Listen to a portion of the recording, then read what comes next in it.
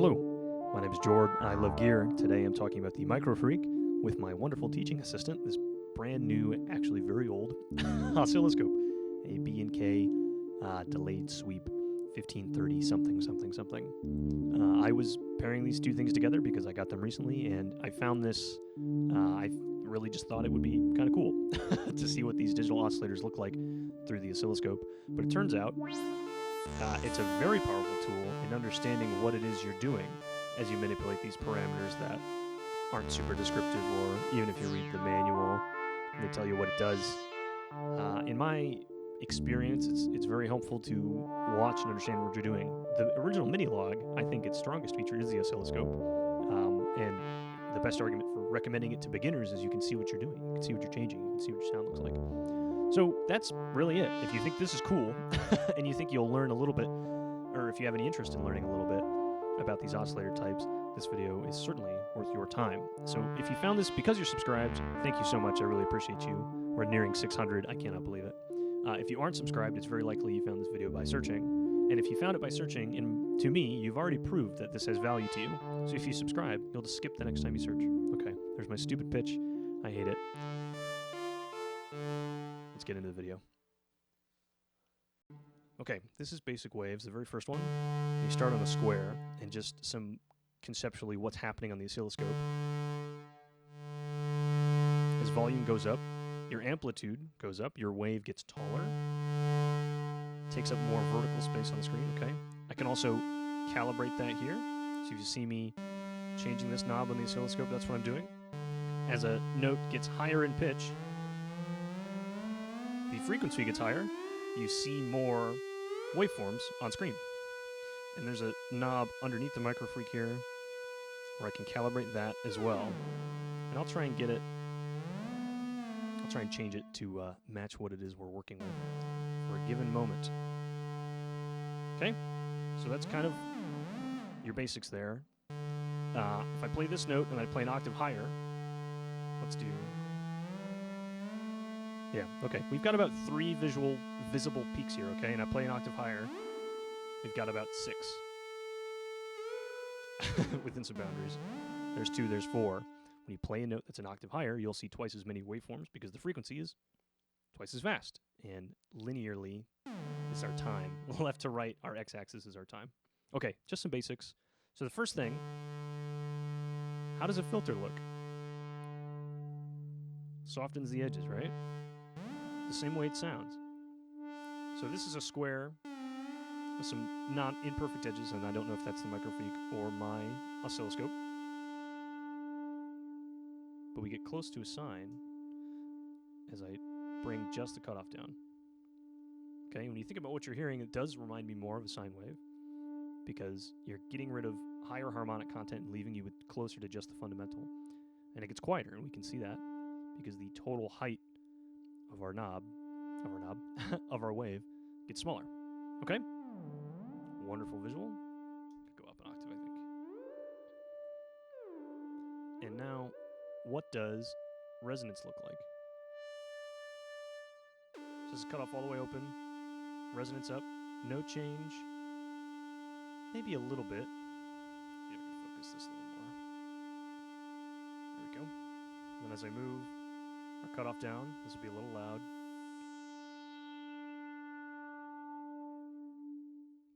Crazy, right? So, near the top of it, we've got pretty close to our original wave shape. And as I go off, all the way back down to a sine wave, essentially just our fundamental. As I bring in more harmonics, you see them picked out across the wave. Resonance even higher.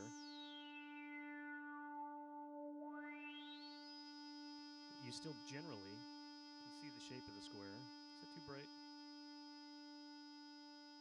You still generally can see the shape of the square, but all those harmonics, all that resonance is peaked out there. It's like a fuzzier version. Maybe not fuzzier. Awesome. Okay, now that we understand that. To the oscillator itself.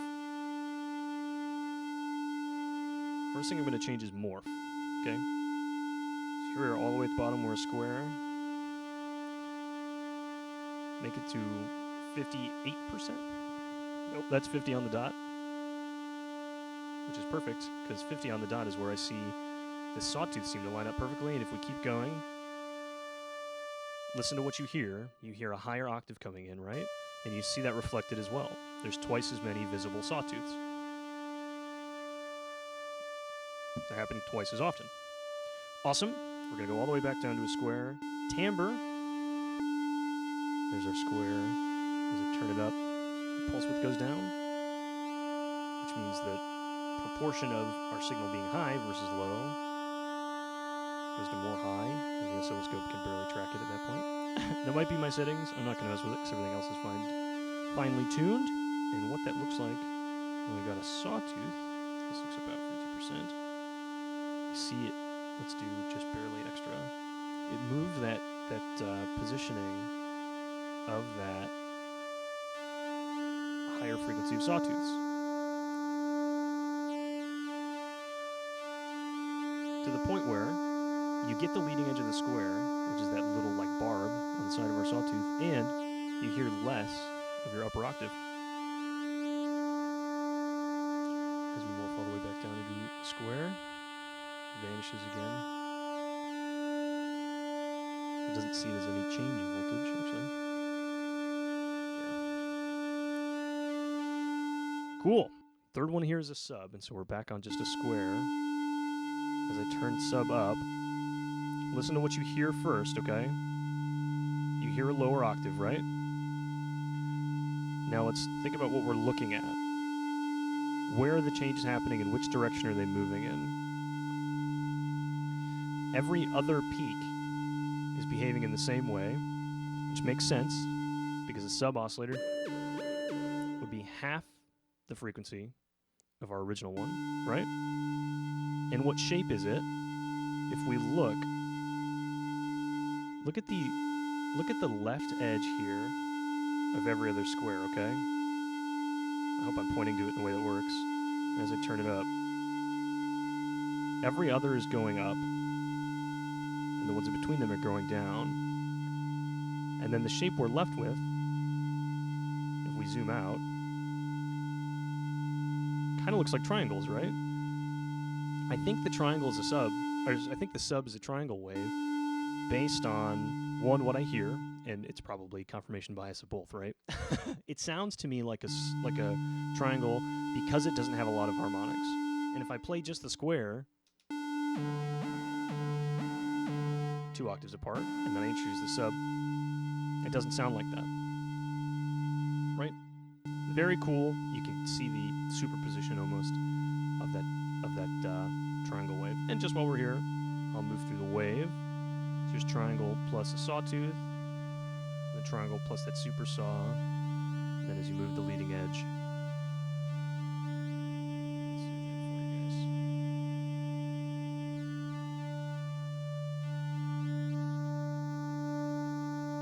guys. Wonderful. Basic waves is my favorite because it's all things that I explicitly understand. Okay, next.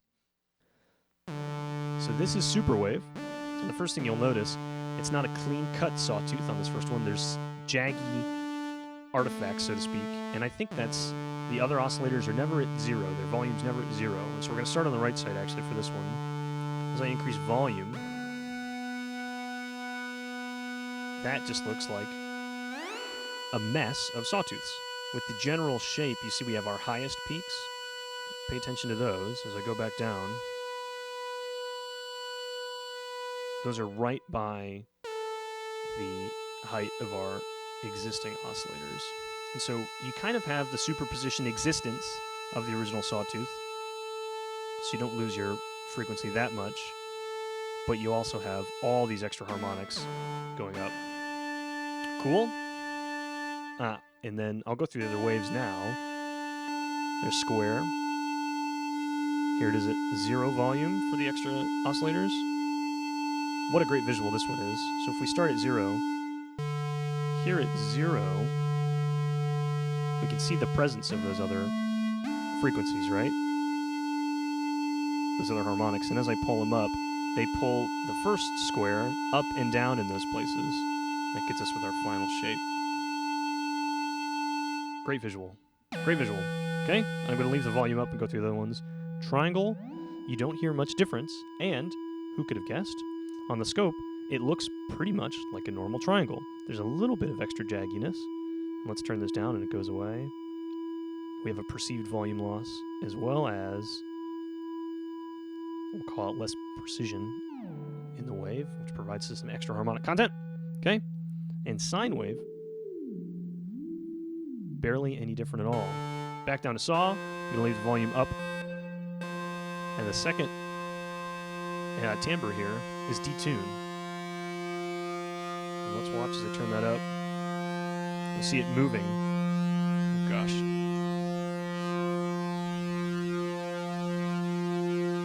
As we detune all these oscillators,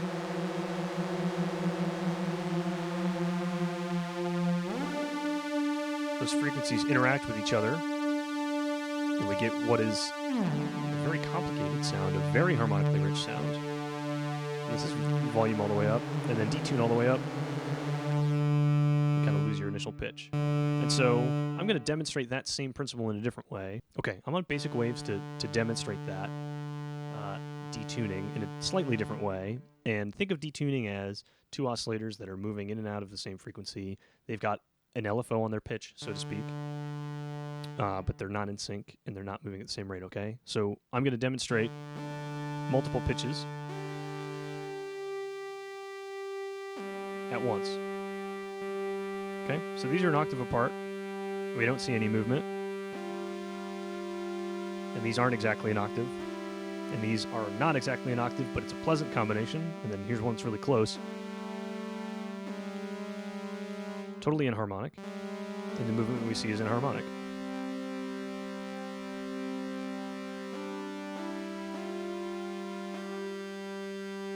Cool, right? So as these waveforms interact, if they're the same frequency, which it's a little confusing because the oscilloscope will adapt its x-axis, its time scale, to match what you're playing. If it doesn't have one it can latch onto, you get the harmonics in the subfrequencies room. If it doesn't have just one it can latch onto, you get those sympathetic frequencies being the ones that you notice, or the differences between the two being what you notice. Great example.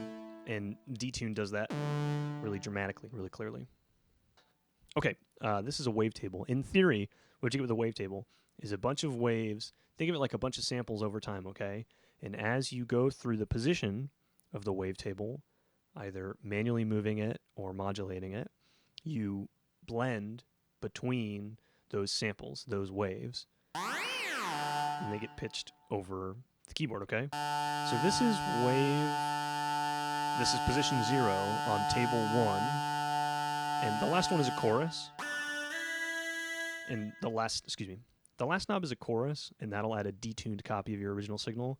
I think we understand that. I'm not going to visualize that until I get a cleaner wave. But just to go through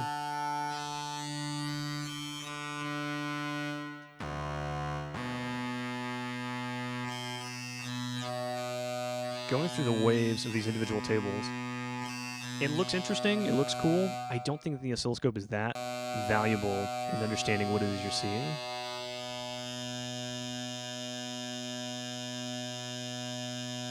If you kind of notice,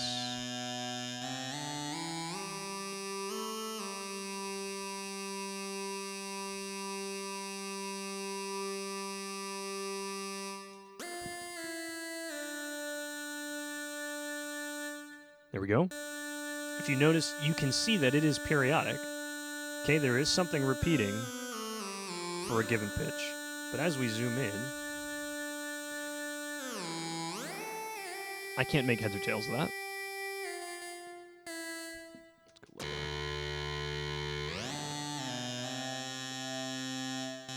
That seems to be close to a single cycle of our waveform, maybe 1 1/4.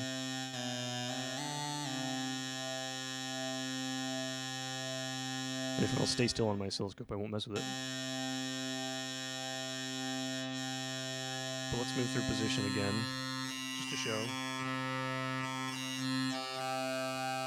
It's pretty hard to understand because they are so complicated. And I'm going to go through the other tables and see if I can find any ones that are good examples of, well, we might have one here. The wavetables that are sort of, I don't want to say traditional analog waves, but closer to that, simple periodic waveforms, show up great on the scope. Because that's what it's looking for, that's what it's expecting to see. So I'll move through this one. This is table 3.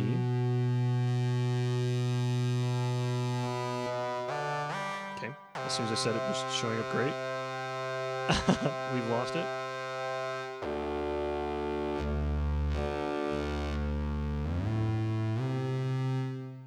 Okay, and this is almost like soft edges and like a shelved sawtooth. I don't know how else to describe it. But remember what we heard with pulse width on a regular square. It's the same idea with that first drop. You can see that in the center there, that first drop. And then a second one, and then it starts becoming much more complicated.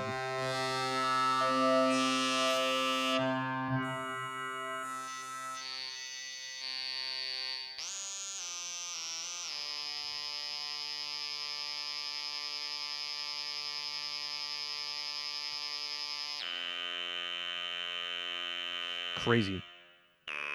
And this is kind of close to what we saw with high resonance, right? Harmonics picked out. As I move back, you get things bordering on noise.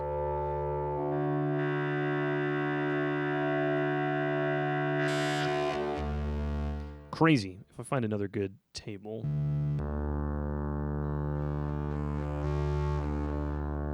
Yeah, we'll do this one. This is table 9.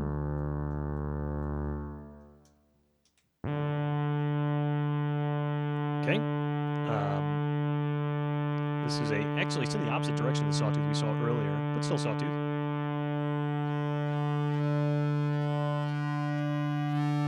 And we're subdividing it almost. And it's almost like this end is almost like the mix of a sawtooth and a square.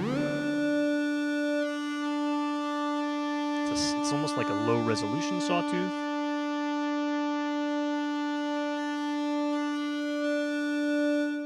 Until the lowest resolution sawtooth has a lot of elements you might consider typical of a square. Very cool.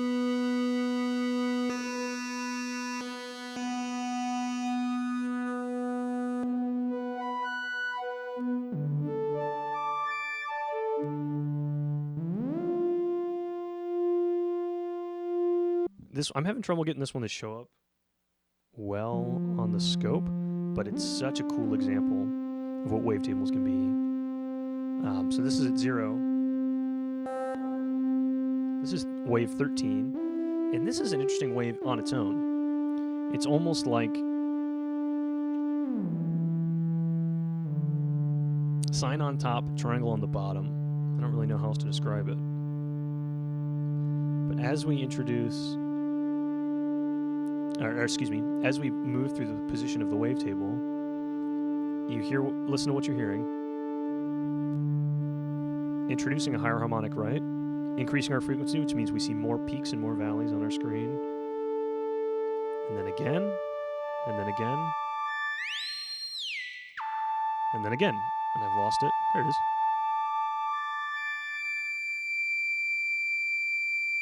If we zoom in, it's the same shape. Just much faster. That's a great one. I love that. I'm just going to go through that again. Yeah, every time you hear it come up, it's a higher frequency. And then I'm going to zoom in, and there's our same shape. And at that same zoom level, I'll zoom out. And that's how much of the first wave was even visible to us. Awesome. I love that example. Here's another one. We're still on the wavetable. This is wave 16. I think this is interesting because you can hear a few pitches over some pretty serious range, okay? And you hear some high end and some low end, and I'm going to filter some out and watch which ones change earlier. The higher frequency ones, right? That's how filters work. The higher frequency you are, the more different, the quieter you'll be for a given turn of the knob. And so these higher frequency ones, these smaller, tighter ones, change more and earlier than the peaks of our bigger wave here, because we're losing high end faster. Awesome. Another great example. Man, I didn't think WaveTable would be that good, and WaveTable's been so sick. Okay, so one more time. You hear low end and high end, right? Low frequency and high frequency. And our low frequency are the big valleys that don't repeat, or excuse me, the big peaks that don't repeat as often, and our high frequency is the ones that repeat more often.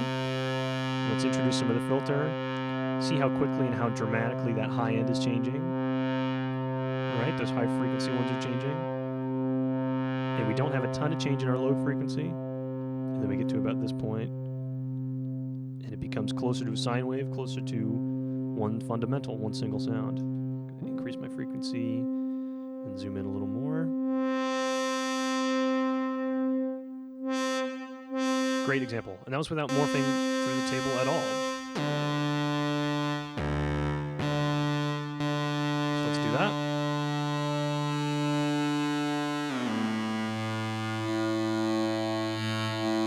Right there, it's almost inverted and added another distinct frequency. You see this extra peak was not happening before. Let's zoom out.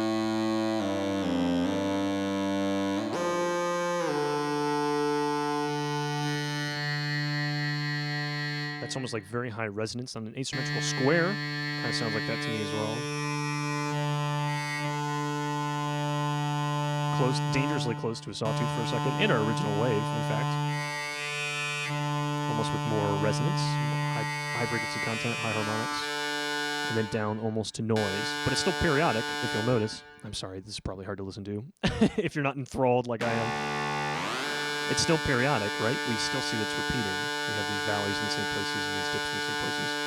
Cool, that one was hard to listen to. That's all the wavetables I'm going to show. Not that they don't all sound good, but a lot of them just look like noise or super high resonance, and it's kind of hard to visualize. Okay, on to the next one.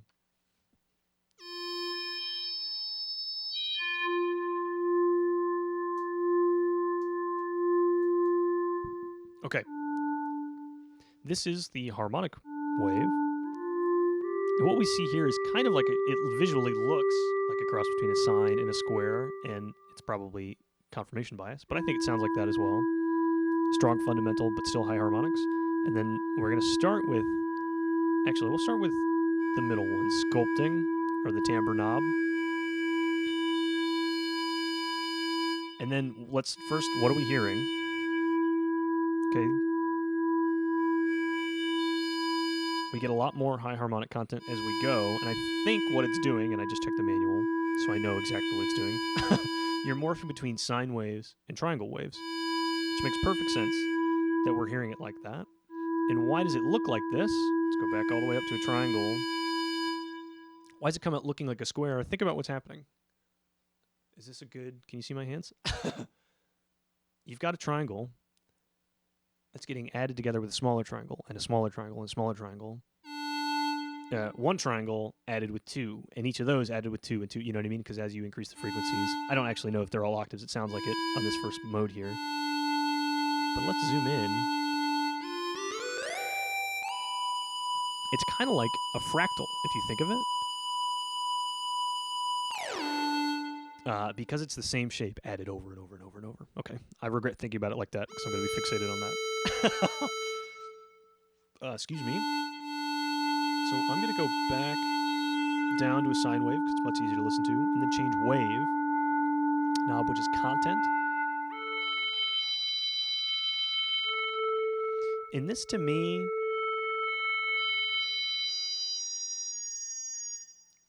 very high pitched. Again, it's like resonance, and it looks like that, but with more regular periodic cycling.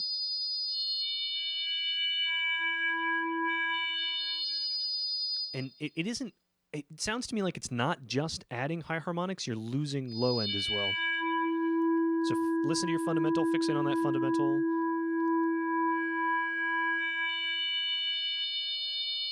and it might be the mixing in the way that they add these together in this very fancy digital oscillator or what, but I notice a loss of the low end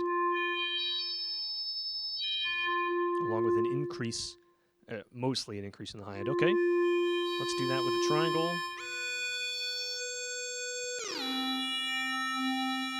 That's interesting. So here we are. This is content all the way up.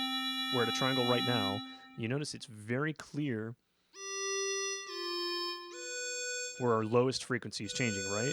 You can see totally clearly we've got these divisions of high and low.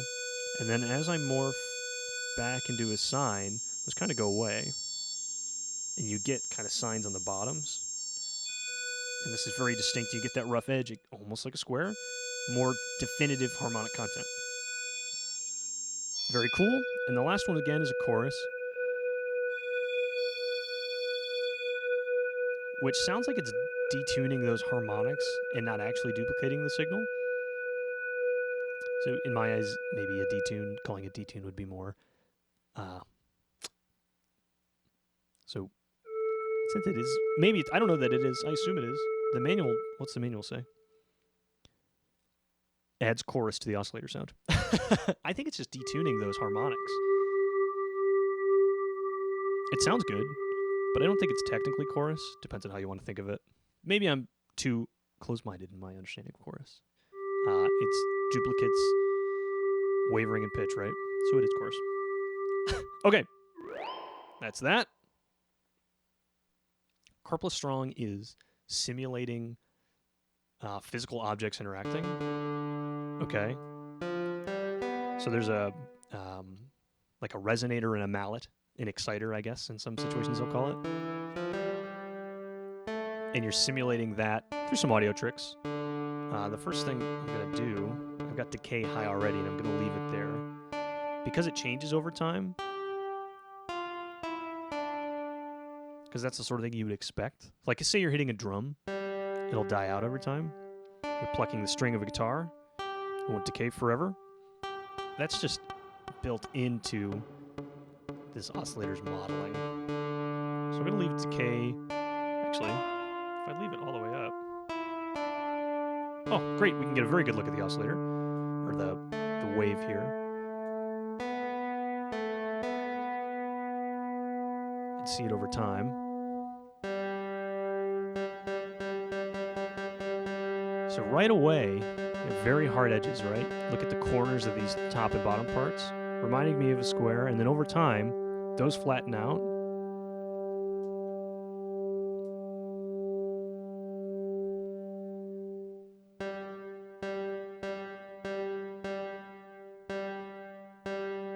And over time, we lose those high harmonics. Things kind of smooth out, things kind of level out. And we can see the difference between the top and the bottom, the overall amplitude going down with our volume, same way we'd expect it to. Let's adjust again. Very cool. And notice that, let's think about what we're hearing. It's sharp, it's defined.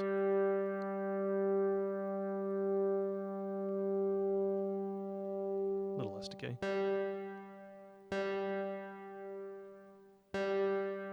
Clearly defined, and then as it goes on,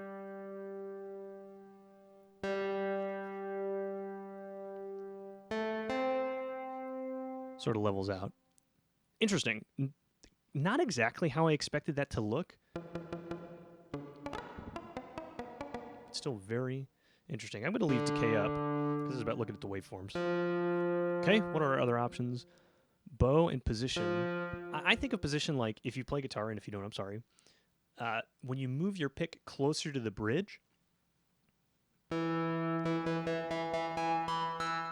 you change the harmonic content of what you're listening to, oh my gosh.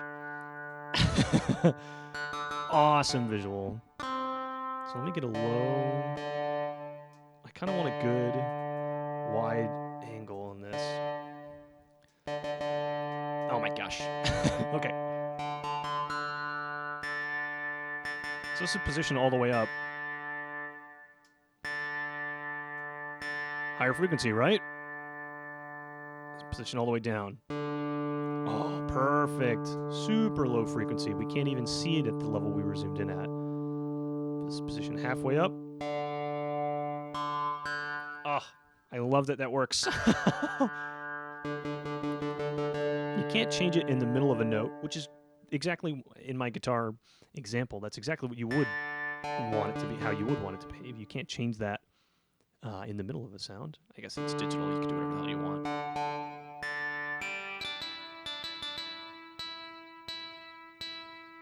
Okay, again, think about what you're hearing.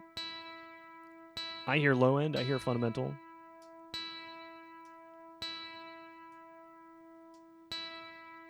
That's this guy. I hear high end. That's all those guys.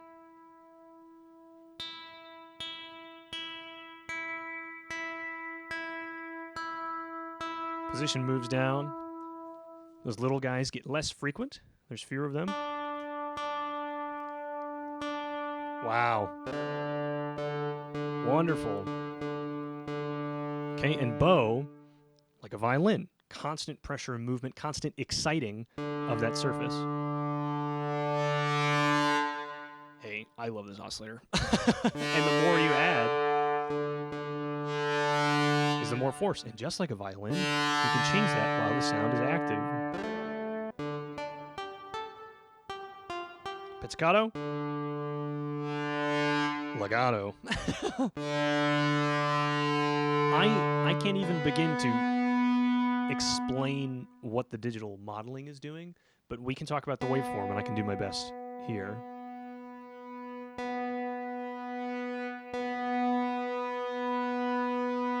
So remember what detune looked like? And pay attention to what you're hearing. You see, they're kind of... They definitely are. They're overdriving in a few places. And so look at these. The scope is having a hard time latching onto an actual... Wow. the scope is having a hard time latching onto the period, understandably, because I'm sure it's changing. But again, let's think about what we're hearing. When we go all the way up, it sounds driven. It sounds overdriven, right? You can see that in the flattening of the tops of these wave shapes, these waveforms. You see there's a pretty clear, let's zoom in on both a little more. There's a very clear boundary to where these waves are going. And that's that overdrive. And as I bring it down, it stays calm, it doesn't hit those peaks stay soft. What an excellent technology this is, huh? I'm so thrilled. I'm so thrilled by these sounds, and I'm so excited that it makes sense to see them.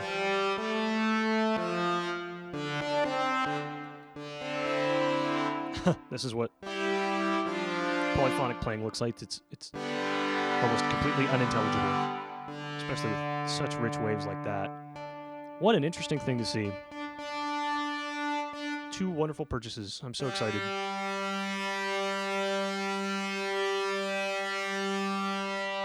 So it's like detuning.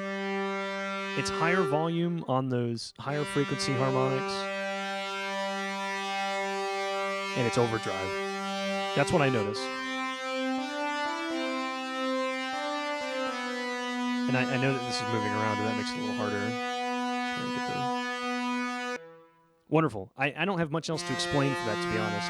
What I hear with bow, to summarize, higher volume on everything. You make it to the point of overdrive, which is built into the oscillator, and I don't believe happening in my mixer or anywhere else. Yep, the mixer's fine. And higher volume of every harmonic, plus a little bit of detune. And it's almost like detune in the sense that the harmonics are changing volume relative to each other, and that's moving over time, and not necessarily that any of their individual pitches are wavering. I don't know that that's true. That's me trying to explain what I'm seeing and what I'm hearing. Fantastic. What an excellent oscillator. Okay, next one. Okay, this is my first big complaint about the manual. This is the virtual analog wave we're on now. The manual is terrible at explaining what this is going to be. It says an emulation of classic synthesis waveforms, triangle, sawtooth, and square wave. And the first knob is detune, and it says set the detuning between two waves. But when I listen and when I look, I only see one wave. When I turn up detune, I'm only increasing the pitch of one wave. So maybe as I change the other knobs will get there, but I wish that I could understand that just by reading this manual. Wave and shape. Okay, we'll start with wave, which is on shape. I can't believe that. You're telling me the shape knob doesn't change the shape? Wow. So the shape knob changes your wave, and this is something we've seen and we can understand. We start with a triangle, into a sawtooth, then we introduce that square by bringing in that edge. What a great visual. And then the high pulse width, very high pulse width. Awesome, that makes perfect sense. Sawtooth, square, completely variable all the way to super high pulse width. I love that. Okay, you know what I just noticed? This middle knob, timbre, which is your shape parameter. I cannot believe they did that. I'm going to move this all the way back down to a triangle. Here we are, just a triangle. As we move the timbre knob, which is our shape parameter, Arturia, I cannot believe that you did that. I can't believe that you did that. You get these. Let's zoom in. How's that? Is that easier to see? I hope so. You get these like low pulse width introductions that are changing frequency over time. Part of that might be the scope trying to find its focus. Introduce more. They become squares and almost take over our wave a bit. So we hardly hear the triangle anymore. But you see how they're still moving along the lines of what was the triangle. So that fundamental still exists. And on and on and on. We're hearing more high frequency content. We're seeing these triangles, we're seeing these squares more often, all the way until the end. It's like a totally high resonance on a triangle wave. I think that the way they explain this in the manual is miserable. It doesn't tell you anything about what you're listening to. Okay. So presumably, our second wave that they describe is this middle, the shape here, is the shape of your second wave.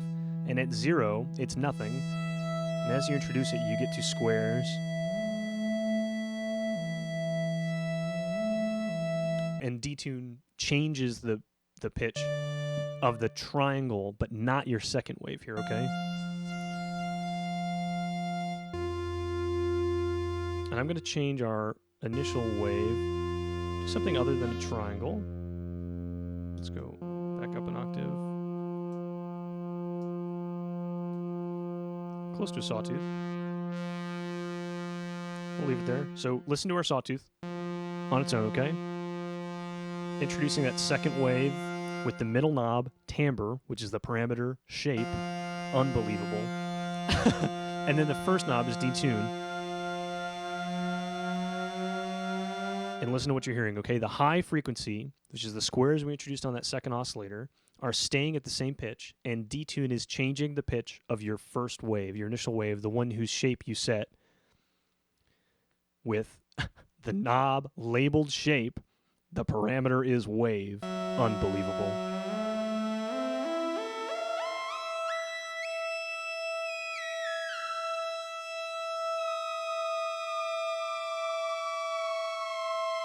Again, I'm sorry, this is a little annoying to listen to. But the high frequency content, those squares are the same, our second wave. And then, wonderful. Remember a detune, things moving slowly? We're close to the same pitch here.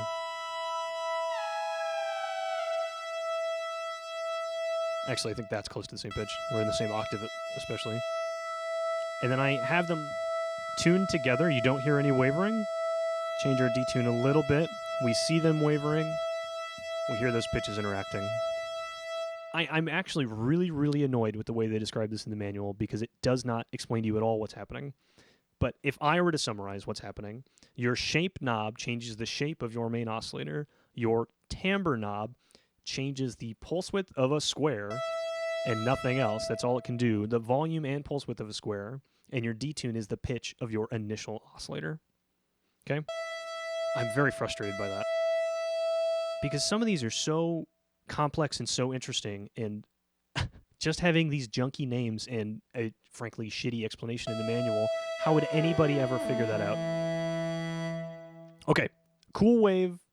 I'm not complaining about what they did. It's very interesting sound options, but the way they describe it is completely lacking. I can't believe it. Let me write your manual next time, Arturia. I'm cutting that out, but Arturia, I would love to write your manual. Next one. Okay, I'm filming this again because I just got really excited about it. And I just want to stay focused. This is the wave shaper. And our first wave is, I called it a pop-off wave. I'm going to stick with that. I don't know if there's a true name for it. It looks like the building's on a pop-off bottle. And as you move through wave, you morph into a proper sine all the way up until there's sort of a super sine. Okay? And pay attention again to what you're hearing. Higher frequency content is there, a higher octave is there, because things are happening on screen, visually, twice as often. Just like moving up an octave. Okay? And so I'm going to leave it on the sine wave here. What our middle parameter does is a wave folder amount. If you aren't familiar with wave folders, think of the top and the bottom of this sine wave as its threshold, its boundaries for this wave folding, okay? And this is what happens when we change our volume. Imagine that happening. We're increasing the volume as we turn up this middle knob, timbre, which is our wave folding amount. And if it goes beyond that threshold, it gets inverted and added back to the same signal. Okay? So let's see what we're looking at. What's it look like? What's it look like is happening? We're getting the flipped version of a sine wave, which is like, can I do this? Yeah, like that, as opposed to smooth tops, right? It's logarithmic instead of exponential or vice versa.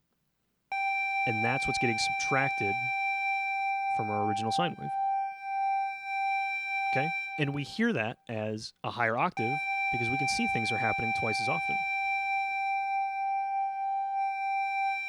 In the same way that if we had a normal sine and I played things that were 2 octaves apart, or 1 octave apart, excuse me. Wonderful. Excellent visual. Makes perfect sense. Okay, we're back to our normal sine wave. And our third knob, shape, is asymmetry. And that'll blend us all the way to a sawtooth wave. Okay? And so we're going to do the same thing. And to reiterate, wave shaping, when we go above and beyond these thresholds, it gets inverted and then added back to our original signal. So let's watch what happens. So let's do this.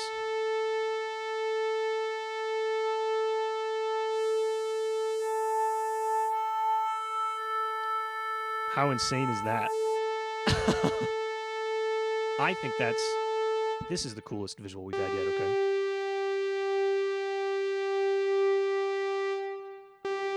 Increase it. Where do we expect the change to happen? When it's at its highest point, right? Because that's what will go beyond the threshold first. So let's zoom in. As we increase it. And think about what you're seeing. You're seeing the same sawtooth inverted and subtracted from the top and the bottom of it, okay? So it's like you've got the vertical mirror image of this pushing down on it and from below as well. And what that manifests as, eventually, this is so cool, is almost like sort of strange asymmetrical sine waves with sort of a buzziness. You hear that noise? You can see that noise.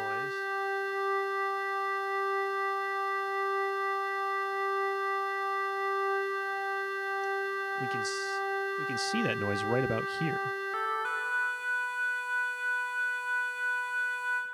Okay, here's our pop-off wave again. There it is, wave-shaped. Wonderful. Same idea. As it goes beyond that threshold, it gets subtracted.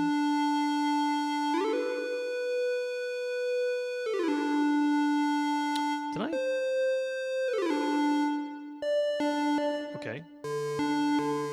Does that stop working at a certain octave?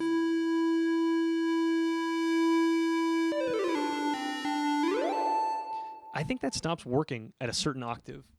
I don't... Because look at our wave shape. There's the pop-off wave. And here's our... That's so annoying.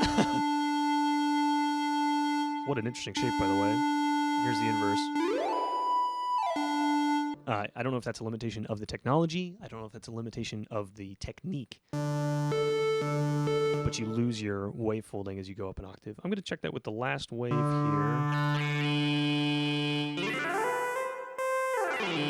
Yeah, maybe I just misunderstand what is possible with wave folding. Because this is the same situation. Actually, I never showed you this wave on its own. So this is, actually, it's a sine wave at double the octave. If you wave fold it, this is more insane shit. And this is it with full asymmetry. And since it's, wow, that's pretty cool. Let's think about what we're hearing there, okay?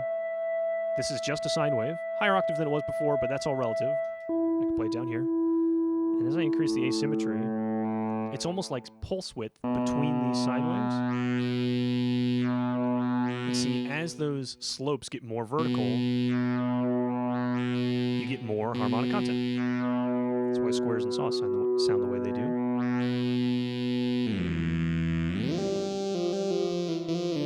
I love this, because you get the strong fundamental from the sine wave, along with the harmonic content from that rough edge. Very cool. And so let's introduce wave folding to that. Let's introduce wave folding to the same thing. And again, I'll just reiterate that same idea. As we increase our volume within those allowed thresholds, we invert the signal and add it all together.